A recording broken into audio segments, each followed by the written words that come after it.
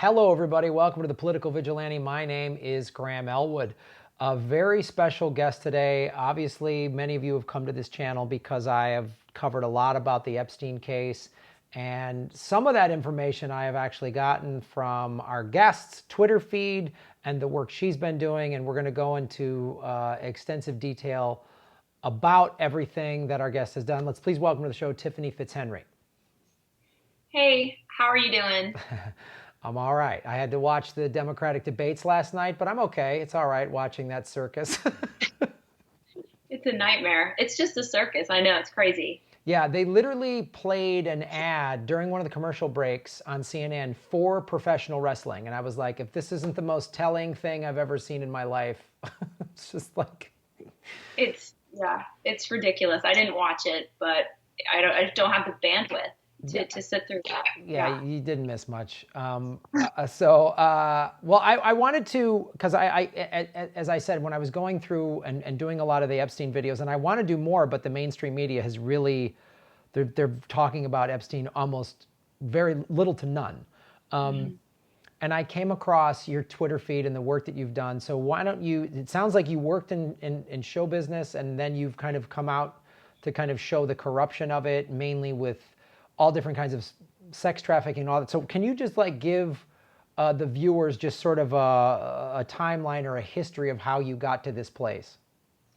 Yeah, absolutely. From about 2012 to about 2017, I was a highly represented screenwriter in Hollywood pitching TV shows at the highest level. So I had a series of pilots that got to high contention at ABC and NBC. And I had one right when I spoke out as well in 2017. But I had also experienced during that time a lot of this Weinstein stuff. I had experienced so many things that they didn't make sense to me at the time. I just thought, okay, everybody in Hollywood's a dirtbag. Even though I have the top reps, they're texting me for nudes. Like, everybody's so unprofessional, or I couldn't figure out what it was. And big producers, big people trying to propositioning me to do. Now I'm married and I've been married for 18 years, and big producers and people propositioning me to do all kinds of things. And I was just like, let's just make shows. How about we just make movies? How about we skip this whole part where you're completely sexually harassing me? You know what I mean? And these are huge people. And I never understood what was going on. And then when the Harvey Weinstein story started to break at the end of 2017, the stories that I was hearing, so you would hear about Louis C.K., you would hear about one after another, and it was often this tale of them exposing themselves to people. And I had an incident like that with a very powerful producer, and where he had propositioned me that this is what he wanted to do. And this is someone who had just flown me out, asked me to write some movies, big guy.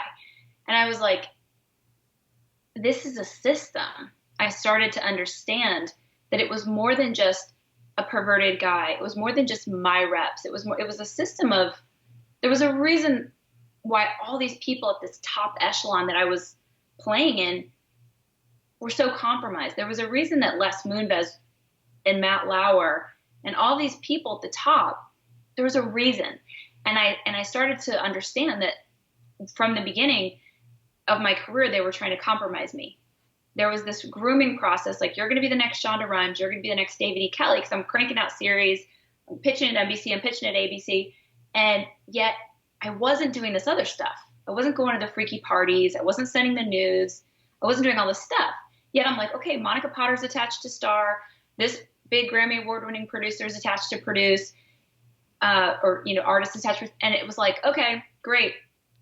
And then there would be all this weird stuff, and then I wouldn't follow through with the weird stuff. So I was like trying to understand what was going on. And then when all this information started to come out, I was like, all these people at the top, at the very, very top, they have to do things to get there. I started to hypothesize because it was being asked of me. And so I just was like, you know what?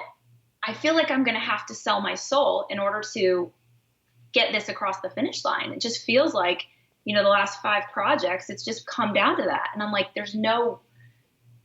I'm just going to have to tear this place down and build something new. You know what I mean? In terms of, I'm going to come out and tell my story. So I came out publicly and told a big sort of a Weinstein type of story involving a different producer, and people can go look that up. And I name him and sort of out him. He's a very powerful guy. And then I just started on this journey of like, okay, started making a documentary, which will be out this year with a few other people who are coming out to tell their stories. What's the name of the documentary?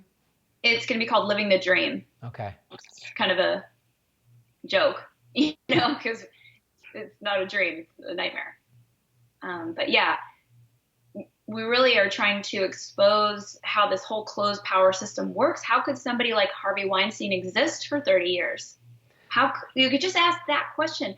How could Jeffrey Epstein exist? Oh, that's the thing. I mean, when the Weinstein thing broke, I'm like, you're really trying to sit there and tell me that all these famous people didn't know? I mean, none of them knew. Meryl Streep didn't know. Tom Hanks didn't know. All these people didn't know. I knew. Everyone in Hollywood knew. Right. Everyone knew. Everyone knew. It was legend. It wasn't even an open secret. It was legend. You got to go meet with Harvey Weinstein. You know what I mean? And then you get the deal and your career goes and you become the it girl or whatever it is. But it's like, what we're looking at is not what we're being told we're looking at. What Right. we're looking at with Epstein, what we're looking at with Weinstein, what we're looking at with Bryan Singer, Kevin Spacey, Les Moonves, Matt Lauer. It's different than what we're being told. It's this, you know, Bill Cosby. It's this compartmentalized weirdo. It's this one crazy person. No, it's a system. It's a system. And that's the main thing I started to try to prove. And then so in this investigation, you started, I'm assuming, because this is what happened just in my, having done this show for 2.5 years now, doing 10 to 12 videos a week, I've really seen that there's the ruling class and everybody else. So it's true with arms deal, with buying politicians. So it doesn't surprise me. It's horrifying and shocking, but it also doesn't surprise me that they're like, oh, exploitation and sex trafficking and compromising people is also just a part of the way they do business.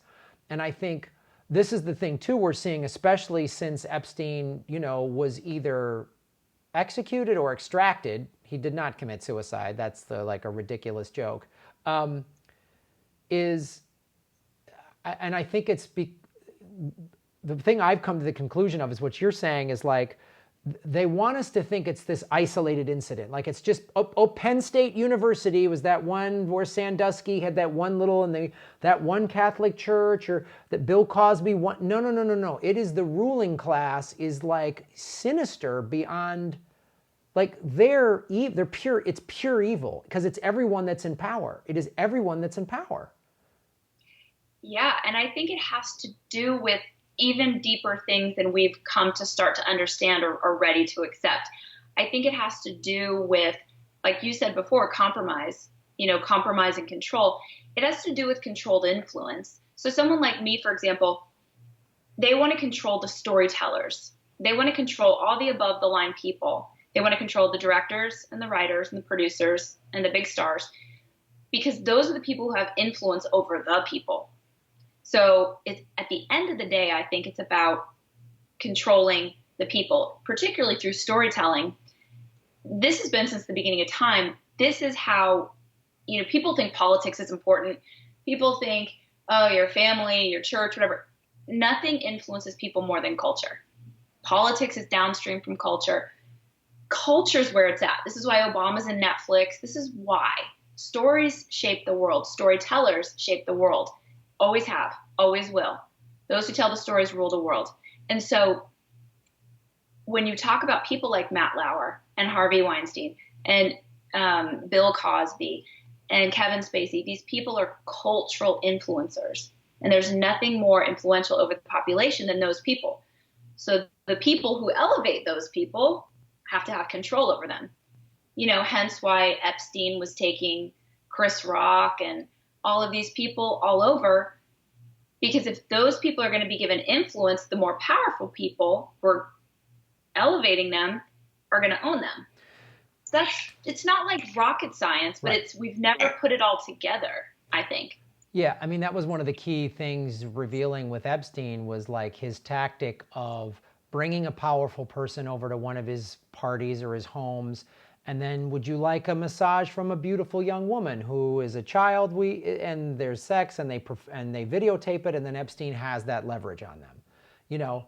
And it's not surprising. It isn't that big of a leap to see how this connection is made. And you know, I've worked in show business for 20 years. It's very easy to see how they could come to somebody and say, whatever, the way you were propositioned. I was propositioned by a producer when I was young, when I first moved to LA.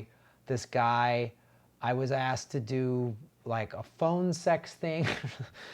I mean, like... it's hard to know, like, what's just the weird Hollywood stuff, and then what's like grooming. Right. Right? But both go on. But in my case, it was, you need to come to these parties, you need to meet these people. And it was always like, always butting up against your personal boundaries and always butting up against your moral code. Like, no, I think my husband would mind if you jerked off in the corner of my hotel room. I feel like my husband would have a problem. I mean, it's like, I'm just spitballing. I'm just going to go out on a limb and speak for him and be like, he's going to mind. And that doesn't matter, though. It's always about like, and then it's like, if that's reported, it's like, how far is she willing to go? Okay, well, she's not going to do that. And I think these people are gatekeepers and they're handlers. I think there's a lot more going on than we really think. So what have you in this like 2-year like investigative journey that you've been on? Can you give us some specific information or examples that you've found that you weren't aware of that many others might not be aware of? Yeah, I've come in contact with a lot of people from within Hollywood because, of course, now people are reaching out to me being like, yes, you're right. You know what I mean? Like, you know, this blue check mark, that blue check mark, this famous person. I mean, people are contacting me to say, you're right. This is how it works. And there's a person, I won't say who it is, but who contacted me and was telling me, this is how it works. It's about above the line, below the line. And if you're below the line, you know, you could be the greatest effects coordinator in the world. You could be the greatest composer, the greatest sound engineer, but you're not able to go out and tell people who to vote for because nobody knows your name. So you don't really have any influence. So those people are left alone to do their work, right? They're there serving the system, but it's not like they know what's going on. And I have a friend who he was very top of this below the line world. And then he wrote a script. And then they wanted him to direct the script. And it was, your whole life's about to change. You're going to have to start coming to some parties. And it was drugs and hookers and, you know, things that were being brought into his life in order to, and I'm taking pictures, I'm videoing, you know, just strange people. And it's like, he was like, it's about above the line, below the line. So that's one thing that I was like, it's about controlling influence, and nobody below the line really has that much. They're not going to be able to tell everybody who to vote for. That's what it comes down to. And it's like, okay, so I've learned that. Then I started going on this journey of knowing how important the stories are. And I started to dig in and research all the CIA infiltration into Hollywood and all of the actually documented FOIA documents, declassified documents that we have that detail. I mean, I go out and I give speeches on this now at universities because it's every Marvel movie the Pentagon's been involved in. Did you know that? No. Yeah, the Pentagon. And so just so you know, so the Pentagon opened up an office in Hollywood in 1947 called the Office of Film Liaisons. Did you know that office exists? No. Yeah.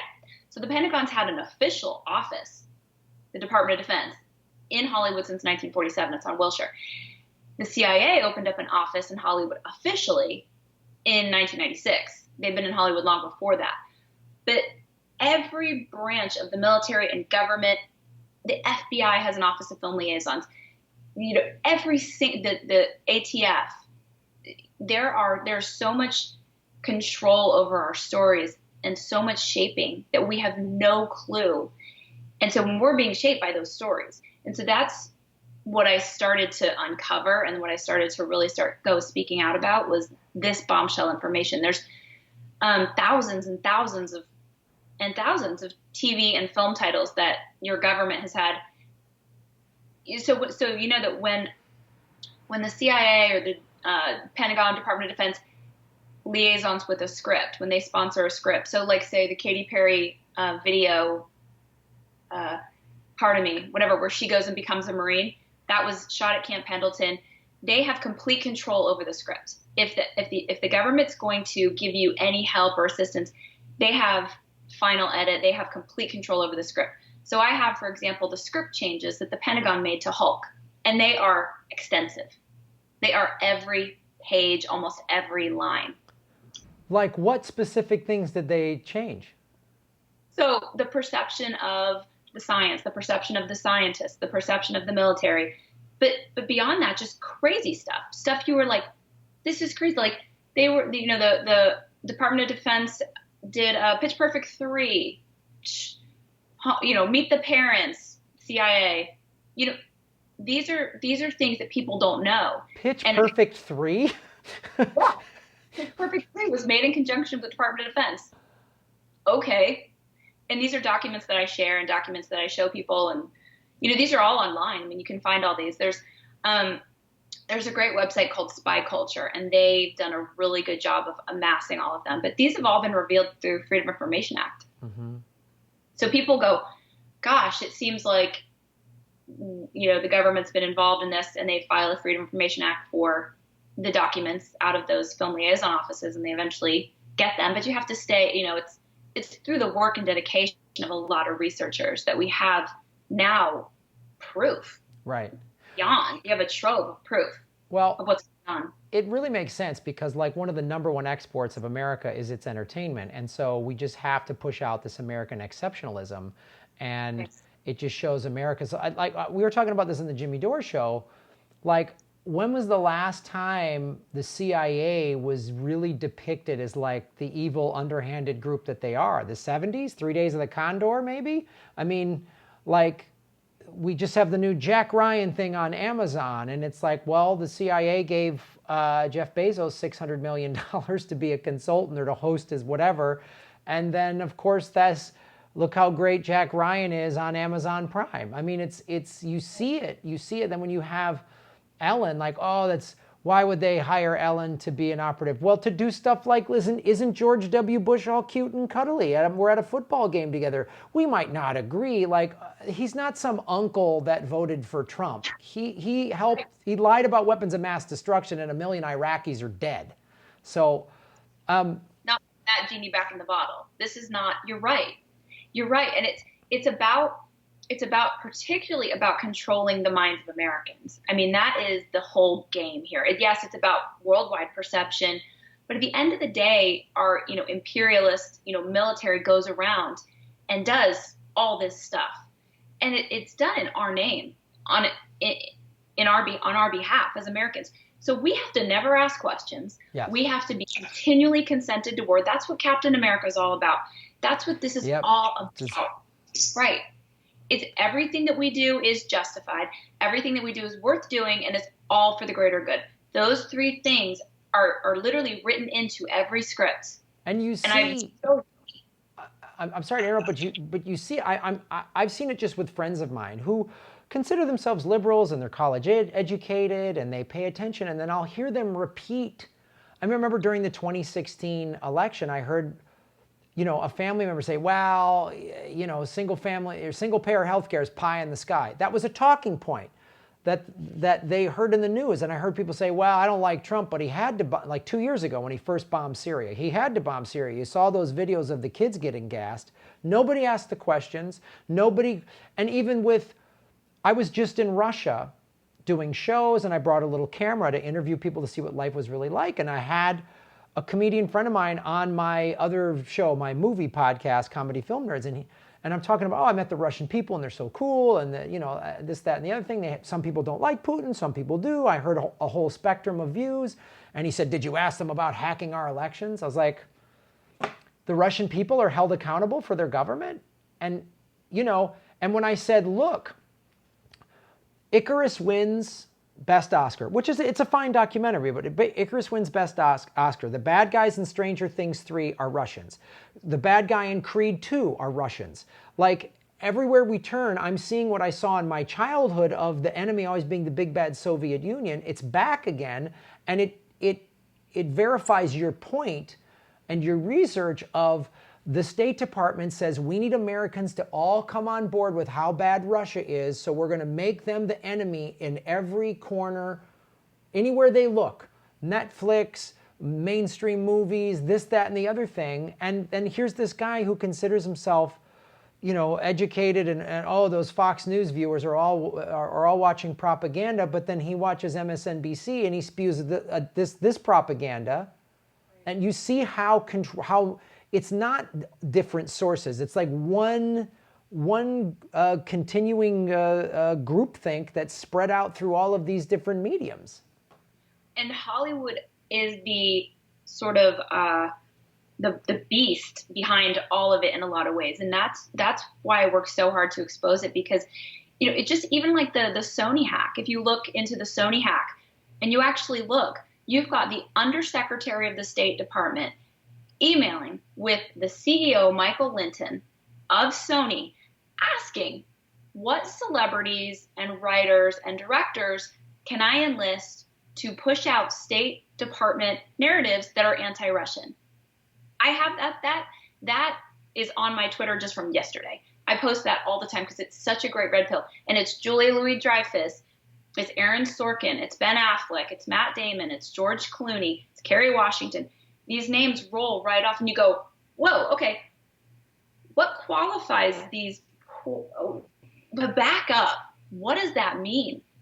Who and what are these people that the Undersecretary of the State Department and the CEO of Sony all know these are our puppets. These are our people who will push you, just like Ellen.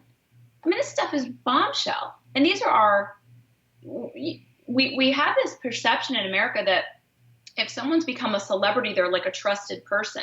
And it's like, oh, okay, well, George Clooney says that we need to crush South Sudan. Well, all right. Oh, because George Clooney what? It's George effing Clooney. You know what I mean? He, you know, not for nothing, but like, what qualifies him? But then you find out, you know, you dig down into his IMDb, you dig down into, I mean, I do a lot of cross-referencing. I have all these documents. I'm like a crazy person with my string and all that stuff. But all his movies, I mean, particularly the last 5 or 6, have been made in conjunction with the CIA. He's been cozying up to the CIA, the Council on Foreign Relations. He's been ascending into this place where now he's in the big leagues, where he's going to tell us foreign policy stuff, geopolitics stuff. And he's been groomed in a way, it's like, oh, it's just George Clooney. He's so charming and he looks great and it's Hux. He's won an Oscar. Oh, okay, well, let's go bomb South Sudan. Great. What? Wow. So how did you find the CIA funding his last 5 movies? How did you, like, where do you see that, or where did you uncover that information? So through Freedom of Information Act, we know what, and we don't know all of them, but the movies that we do know that the CIA has been involved in, and we know the nature of the involvement. So how does this go? When a filmmaker says, okay, I want to tell the story of Jack Ryan, but I want to, so what filmmakers do, it's a relationship of mutual exploitation. The filmmakers get financial support. The filmmakers get to go shoot at Langley. The filmmakers get, and they get, and they get, and they get, and they get. And they're bolstered. Everything is like, you know, oh, you want tanks, you want guns, you want soldiers, you want this, you want that. Great. Well, then they reap the benefits of all that at the box office with bigger action scenes. You know what I mean? So it's very much a relationship of mutual exploitation. And all they have to do in exchange for that is give the CIA complete control over the script. Fine, whatever, great. So they're, you know, making their notes. And there's basically, we have great lists that have been compiled now. And it's like, these are the movies that the CIA has been involved in. These are the movies the Department of Defense. Here's, you know, the Air Force, da-da-da. And you can go on and see, here are the script changes. It's unbelievable. It's such a bombshell. And the fact that this research has been out there for about 5 years, 4 or 5 years, and there have been some great researchers. There's been a few really good books written. National Security Cinema is one of them. But this is how it's all manufactured. And of course, you know, the filmmakers are there, like, they're on the take. You know what I mean? It's great business for them. Yeah, you get your movie funded. It's just like, well, I'm sure they look at it and lie to themselves by like, well, you know, everyone's got to take network notes. Even though the network is the CIA and the intelligence community, which is the intelligence state, never gets voted out of office. They're always there. Right. And now you've got, these studios really interfacing with the State Department. You've got Sony. In the Sony hack, there were over 100 government emails, addresses, not just emails, email addresses, 100, lots of emails back and forth, but over 100 different email addresses that were from the government. And those are Julian Assange's words. And it's like, and I've been through them with a fine-tooth comb, and it's totally insane. And they operate like they're an entertainment company, just take Sony for an example, but that's really not what they are at all. They're interfacing with the Rand Corporation. They're interfacing with the State Department. And we're sitting there going, oh, this is just a movie. No, so much more went into that. And it's all about manipulating your thinking and manufacturing your consent. And it's very deceptive. Well, the other thing too, the Sony hack is such a great example, right? So all that came out. What did the corporate media tell us? The only emails they showed us were like this producer saying, this actor's ugly or fat or something, like just some little gossipy crap. They never showed us these 100, governmental emails and ties to the State Department and Rand. And we didn't see any of that in the mainstream media. No, that's exactly it. The whole celebrity gossip thing is a limited hangout. It's like, oh, and somebody said Angelina Jolie was a brat. It's like, yeah, well, they also said that George Clooney was a deep state asset. How would we talk about that? Yeah, we're just about that. Or we can talk about how Angelina Jolie's a brat, whatever. Well, that's another great, one of the things that Hollywood is used for is a fantastic distraction. Whenever something awful is happening in the world, or they're taking away our rights, or there's a tax break, or they're repealing this, or they're bombing someplace, that's when, Taylor Swift has a breakup and we're talking about that, or some Brad Pitt and Angelina can't seem to iron it out, or whatever. We spend news cycles talking about that ridiculous nonsense, or somebody stole Tom Brady's jersey, or so they're used as a fantastic distraction. And it's the furthest thing from what they really are. And that's, and in my opinion, so in the case of Ellen, this was such a cool moment, particularly based on all this research that I'd done. I just put out an article about a month earlier, just dissecting and, sort of deconstructing what Ellen really is. And then to see her with Bush, and I've been saying, she's been selling war. She's been doing this. She's been literally pushing the talking points of the State Department forever. This is what she is what she does. She's every time a new Alexa comes out, or a new one of these, mass surveillance parts, she's literally doing a commercial for it. Not just a commercial, but, bringing it out on her show. I found this list of like 30 videos of her every single time a new Alexa. Oh, it's the Alexa whisper. Oh, it's this, it's that. It's like, when you look at them all in total, you're like, oh my gosh, she was the first person to welcome the CIA to Twitter in 2014 when the CIA was officially on Twitter. It's like, okay, the CIA has a public relations problem. She's the biggest Twitter account, but I'm sure it wasn't orchestrated.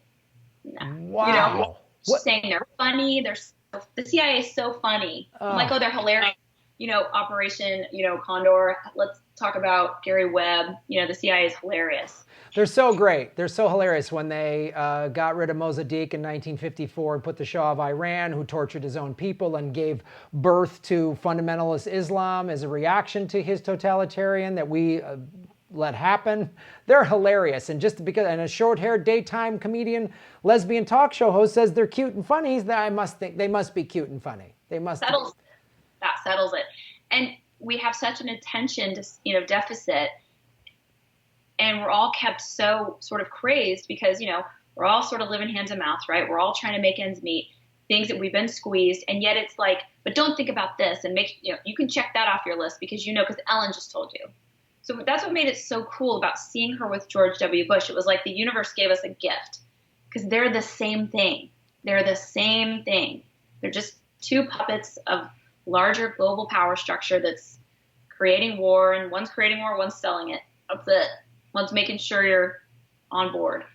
And what we saw was really what it is.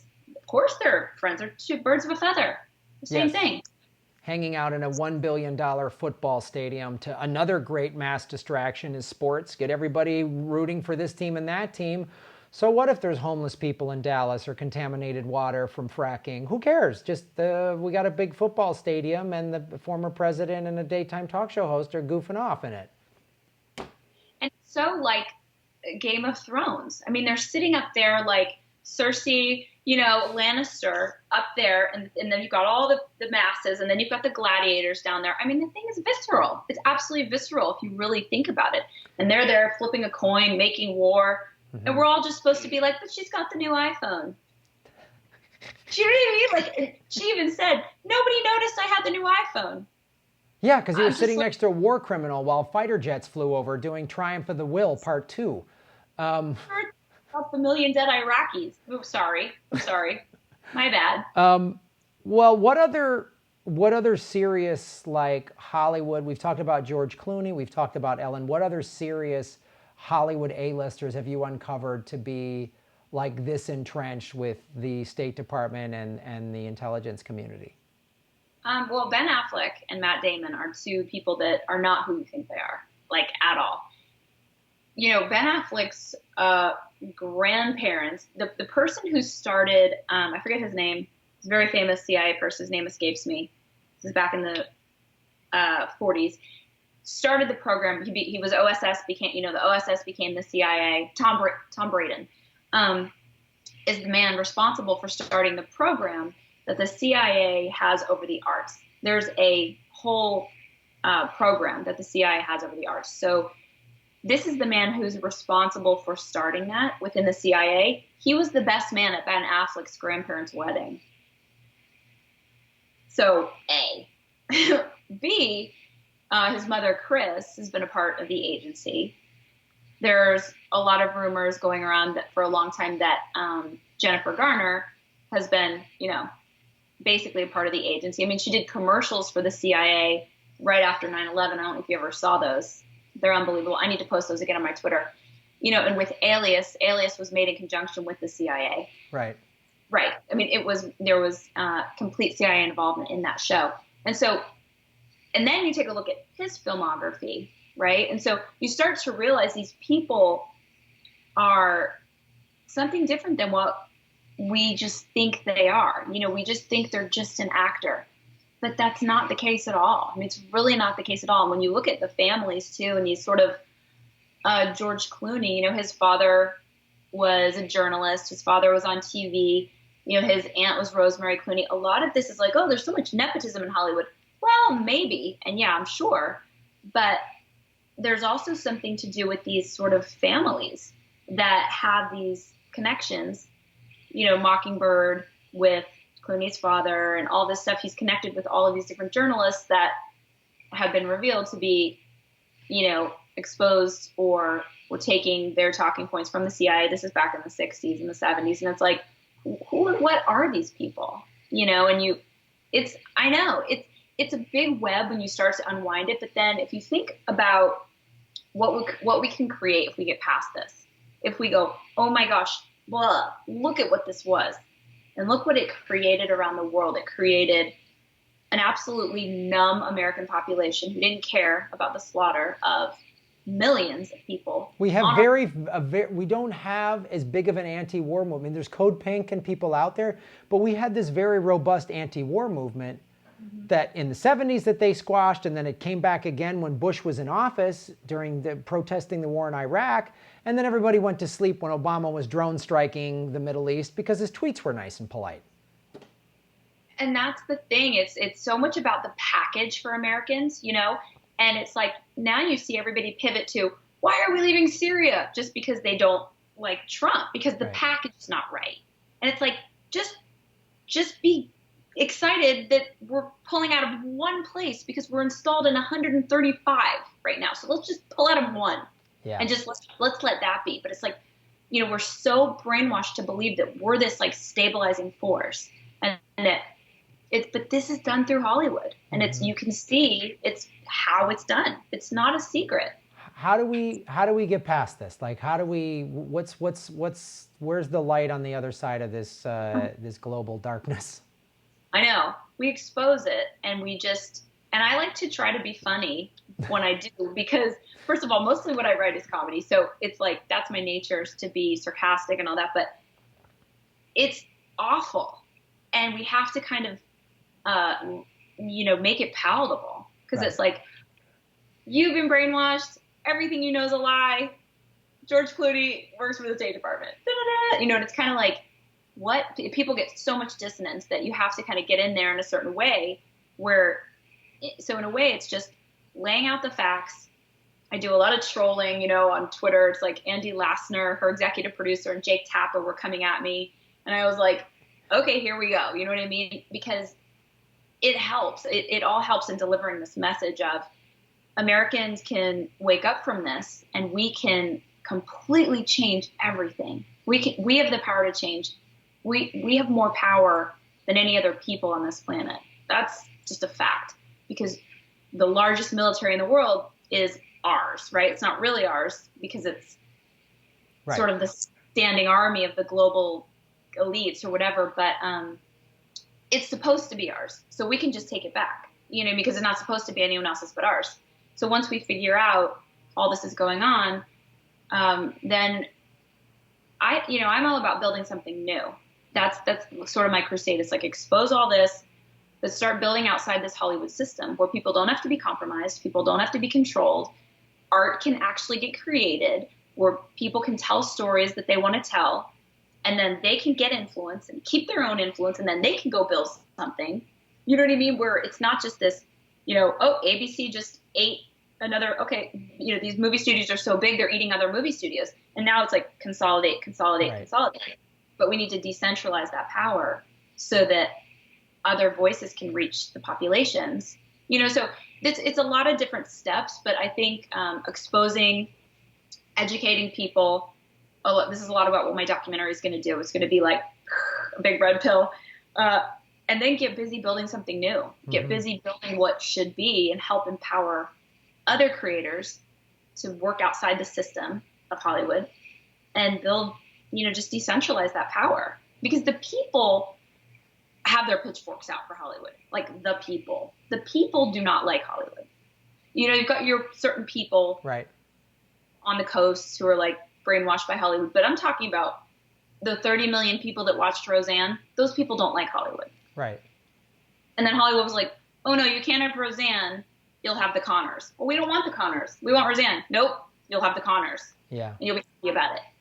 I mean, they told us so much about, it's not about the audience. It's not about what resonates. It's not about what people want. It's about, make sure we're giving you what, we want to give you. This is programming, after all. Right. Right. Yeah. Well, yeah, that's fantastic. And I agree with that myself. I mean, it's one of the reasons I started doing this show is, I got fired from a Hollywood gig because of my Twitter feed 2 years ago, because they didn't like my politics. I've had all that stuff. And you can see, like, I'm like, why is that thing get elevated in this? And, yeah, show business is a tough business, but when you hear this, you go, oh, that's why I wasn't willing to do all of those things or play this game or anything like that. And so, yeah, and if you don't have a drug, I mean, that's like, why is that person with the drug and alcohol? Why do they keep getting? Because they're easy to control. They're easy to control. And so, okay, well, how can people support what you're doing and watch this documentary and all that? So I'll have more information about where they can see the doc and all that stuff in the next couple of months, but they should be following me on Twitter, because then they'll know all that. My Twitter is Tiff_FitzHenry, just how it sounds, FitzHenry. My website, I put out a blog or two a week where I expose this stuff, or I talk about the news that people aren't really talking about, sort of independent stuff, like, I keep up with what's going on with the Kevin Spacey trials. I keep up with the things that the news is kind of like, ignoring. I write a lot about what one of the best places to, if people really believe in what we need to do and how we need to build outside the system, I did start a Patreon, which I'm using to create this studio that I want to build. But, you know, streaming app, there's so much to be built. You have to think about distribution. You know, you have to, how are you going to get it to the people? And so people can find me on Patreon. My website is like sort of the place where you can find everything, though. And all those good articles and research that you're not really going to find anywhere else.